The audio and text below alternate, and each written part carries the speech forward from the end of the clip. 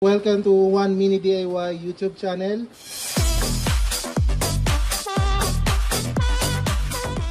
Ang ano natin ngayon ay yung personal fire stick ko. Ito yung mix box layout na may JMD OK buttons. So nakita nyo naman yung OK buttons dun sa video ko nung una. Ito yun. And then ito, naka JMD EX WASD keys. Kita nyo, naka flash siya. Yan. And then yung art niya is carbon fiber vinyl art. Yan, carbon fiber yan. Nasa ilalim ng acrylic.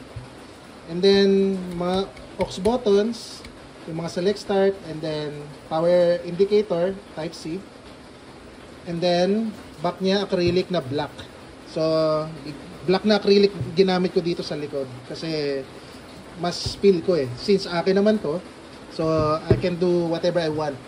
Anong special dito sa mix box ko? Kasi itong mix box ko, gawa siya sa one piece na Nara wood. Kita nyo, one piece yan. One piece. Walang mga duktong. As in, isang buong Nara wood yan. So, matagal ko siya ginawa. Inukay ko pa yung ilalim. Ginamitan ko ng router para magkaroon siya ng storage area, ng mga parts, saka wiring. And then, yun. At saka pala to, na-feature pala to sa our Fight Sticks of the Month. Kaya special siya sa akin. And here we have this beautiful solid wooden block custom all button controller from One Mini DIY.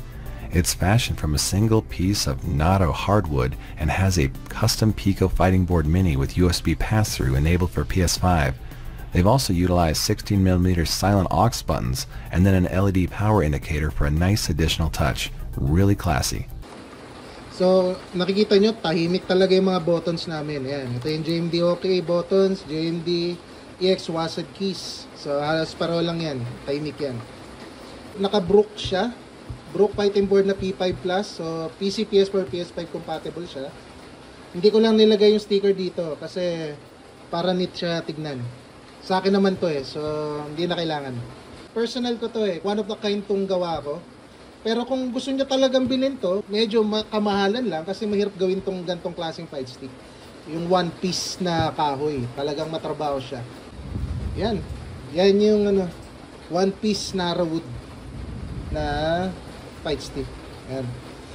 Naka lang to, naka natural color lang siya, hindi siya naka stain brown. Mas maganda siya pag naka stain brown, pero okay na sa akin yung natural color lang. Estimate cost ko dito siguro mga 13K. Kasi mahirap gawin to eh. So please like, share, and subscribe to my channel.